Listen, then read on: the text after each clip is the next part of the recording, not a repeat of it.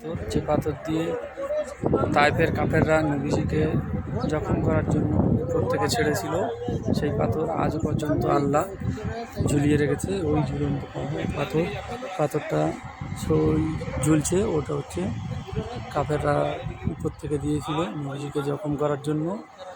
আজও পর্যন্ত আল্লাহ পাক সেই পাথরকে থামিয়ে রেখেছে ঝুলন্ত অবস্থায়। এদিকে গেলে বুঝতে পারবেন এখানে নবীজি বসতেন, এখানে নবীজি নামাজও পড়তেন। এটা হচ্ছে মসজিদের নবীজি নামাজ, এই মসজিদে নামাজ পড়তেন। এটাই হচ্ছে মসজিদ, এখানে বসে নামাজ পড়েছেন। আর নবীজির পথে যে কাঁটা দিত বুড়িমা, নাম শুনেছেন অনেকে। সেই বুড়িমার বাড়িটা আজও পর্যন্ত স্মৃতিস্বরূপ রয়েছে। সামান্য সেটা দেখাবো, সেই পাথরটা দেখুন সবাই, সেই পাথর।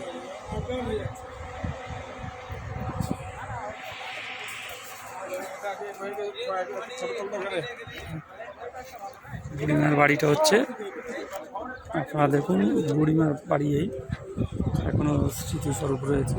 সামান্য কিছু স্মৃতি ঘরের চারিদিকটা ঘেরা রয়েছে, সেই বুড়িমার বাড়ি।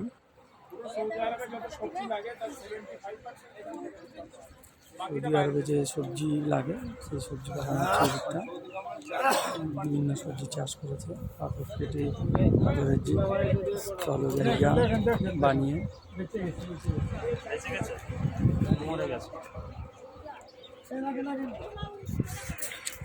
ঠিক কথা দেব।